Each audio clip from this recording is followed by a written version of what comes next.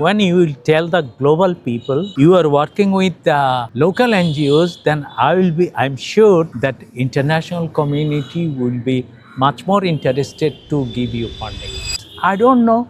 I feel that this new administration, UNHCR in Cox's Bazar, they have extraordinarily biasness to the NGOs. There are widespread allegations against the UN agency for undermining the local NGOs. So I've got with me the president of CCNF and also the executive director of Kush Foundation, the president of CCNF, Mr. Rezaul Karim Chowdhury. I will be asking him some questions related to this matter, what the press conference for. As Mr. Rezaul Karim, as I said, you have been talking about it a lot. Why do you think UN undermines the capacity of the local NGOs? Why do you think that? I also don't know why they are doing these things.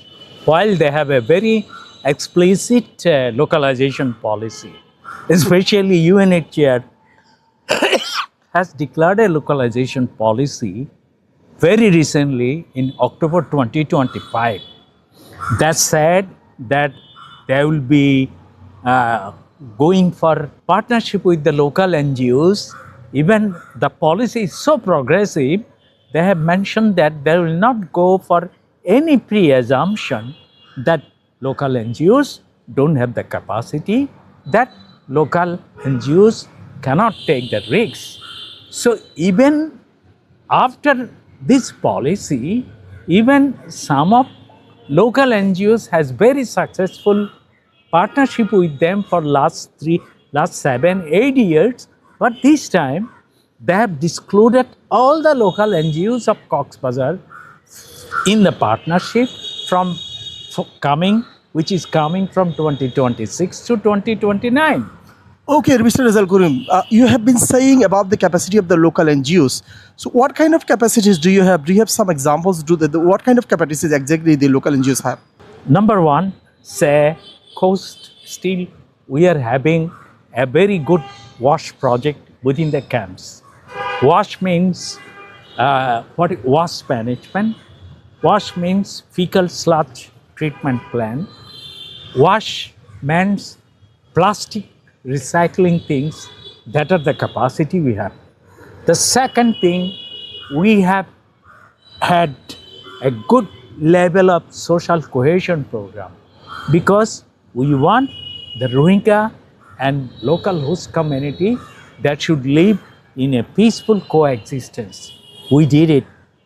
The next thing, we are implementing the livelihood project for the Rohingya refugees, income generating activity, especially in respect of pigeon rearing, chicken rearing. We have a very successful program. We have evaluated the program per month. What about the language barrier? I think there are language barrier, but one of the advantage for the local NGOs that we can communicate with the Rohingya refugees very easily because we have local staff who speaks in Chittagonian and Rohingya people. Chittagonian dialect. They have some differences, but very little. What about the technology? Do you think we have the local NGOs, the staff have got proper technologies and to implement in various projects? Yes, you see, you do not need to go for a very complex level of technology. We have vaccinator training so that there will be no disease for the chicken, no disease for the pigeon rearing. We made it, and even with some private donors, we are doing these activities. So even though this, I don't know, I feel that this new administration, UNHCR in Cox's Bazar, they have extraordinarily biasness to the NGOs. Mr. Rezaul Karim Chowdhury, you thank at the press conference. You thank World Bank for funding 700 million. But how will you make sure 400 million as loan and 300 million as grant for the Rohingya refugees? How will you make sure full transparency? Yeah, this is my question too. So I have the urge to World Bank, make it transparent. To whom you are giving money, for what purpose? And the local implementation agencies, the second thing, they have to be transparent too. third thing is that you should not disclose the NGOs in respect of implementation. Especially, you should implement those projects, World Bank money project, with the local NGOs. Mr. Rezaul Karim Chowdhury, another important question. The fund is shrinking, the fund is getting low. What are some of your suggestions to raise the fund across the globe for especially host community and for the Rohingya refugees? Look, still, I don't think that there is a very gloomy picture on fundraising. Number one.